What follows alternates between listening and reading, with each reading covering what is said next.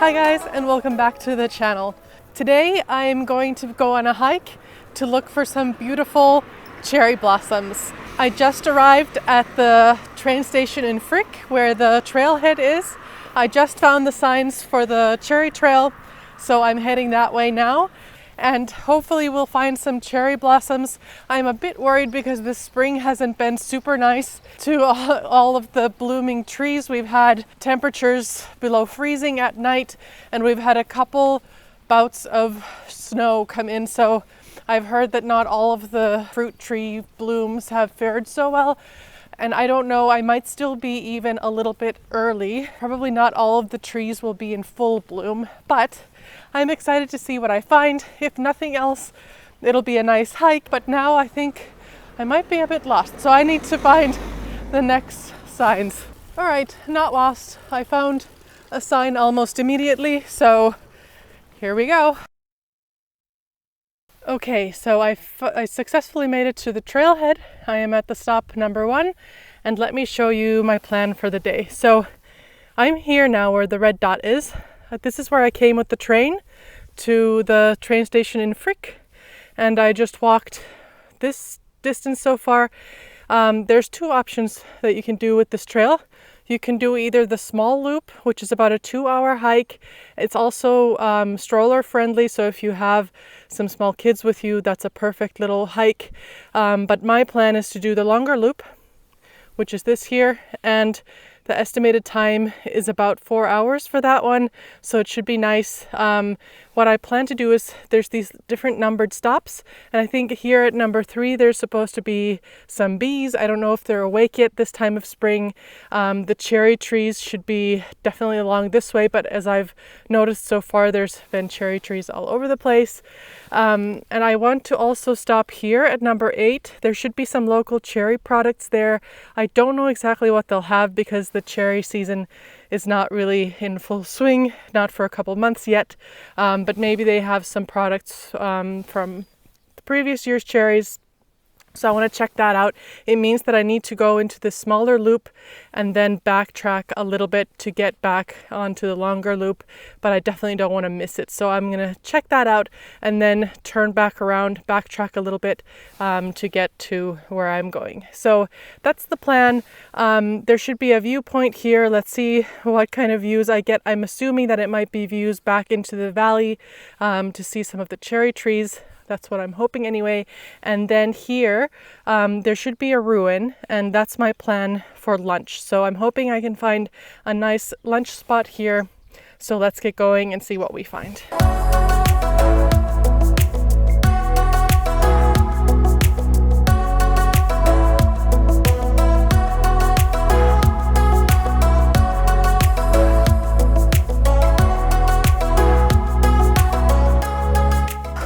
So I just passed stop number 4, which means I missed the bees.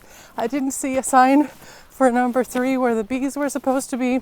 Maybe they weren't out yet this early, although I do see some bees in the cherry blossoms. So I'm surprised that I was already at the number 4 stop.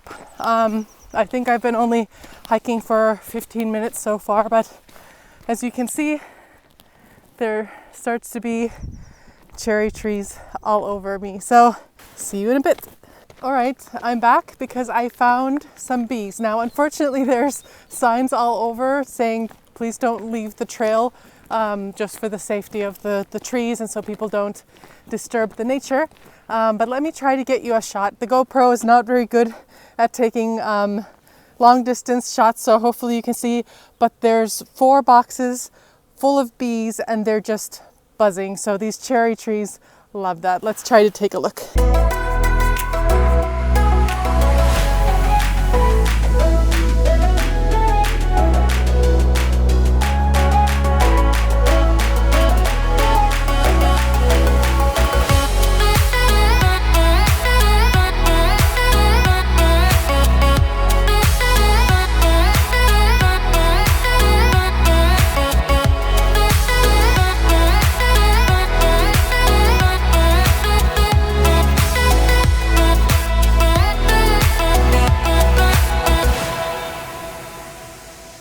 I am now at the part of the trail where there was like a selection of the different cherry trees. Like I was thinking, I think I'm just a little tad early for seeing everything in absolutely full bloom.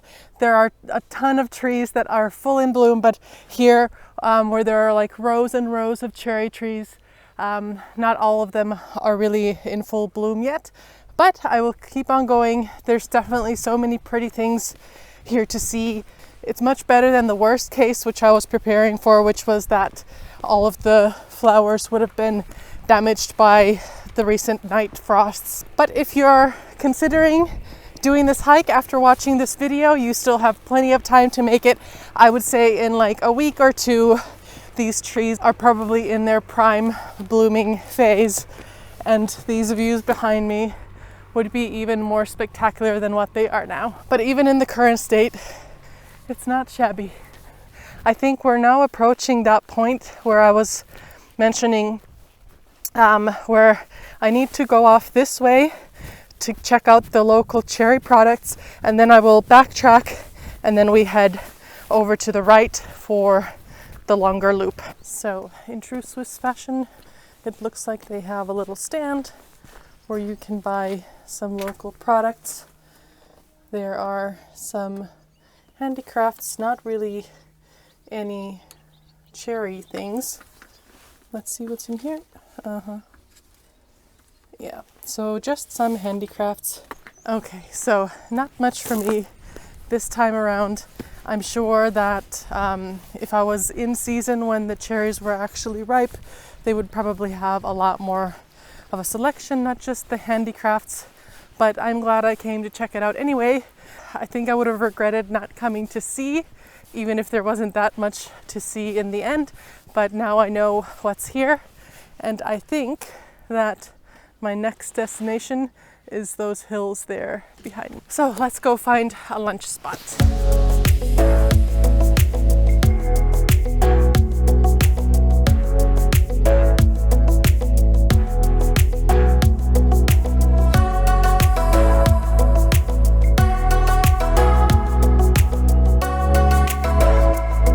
Okay, so there are actually a lot of trails going on around these parts. The cherry trail that I'm following is actually going to continue behind me, but it's always a good thing to look around and keep your eyes open, because check this out.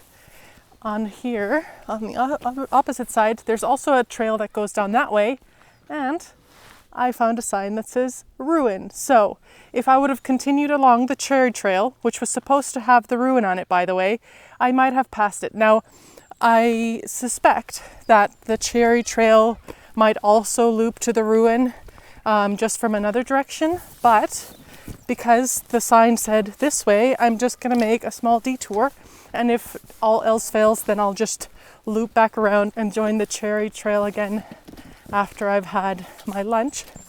But let's see what kind of ruins we find.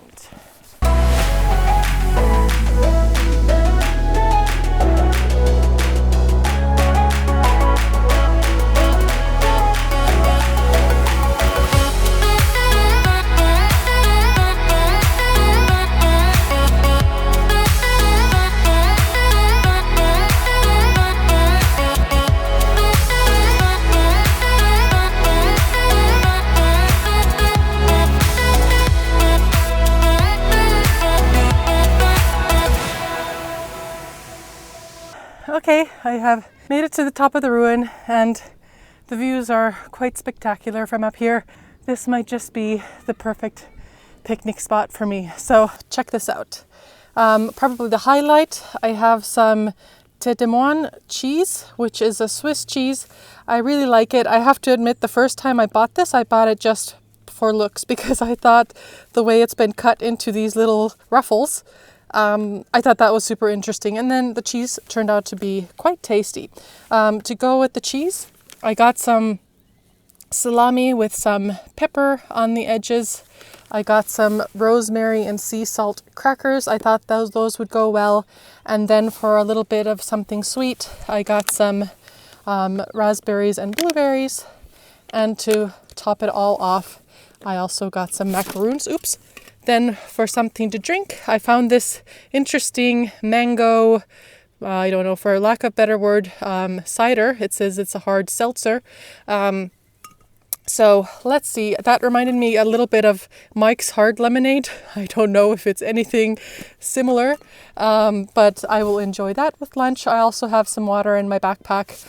And of course, to top everything off, I have this handmade cup for my drink made by one of my relatives. So I think with this food and this view, I will have an amazing lunch, and I will check up with you once I start heading back. So shortly before I stopped for lunch, I showed you the two different trails at the crossroads where I was saying the Cherry Trail went one way and then they had a sign pointing towards the ruins the other way. And I was thinking maybe there would be kind of like a detour to the ruins from the Cherry Trail as well, but no. So I've now seen two signs to the ruins from the Cherry Trail, but both of them point backwards. So I'm happy that I went with my instinct and stepped off of the official Cherry Trail to find the ruins that were marked in the Cherry Trail map as being en route, which technically they are. It wasn't very far like the other way before you were at the ruins, so it's really, I wouldn't even call it a detour. But if you did just follow the Cherry Trail signs, you would have to do a little bit of backtracking to find the ruins. But not a huge issue. Also, I am now just kind of making my way back to the end of the trail. I would expect it to be between 30 minutes to an hour. I'm well over 2/3 of the way through this trail after my stop for lunch. So stick around and I will join you in just a couple seconds.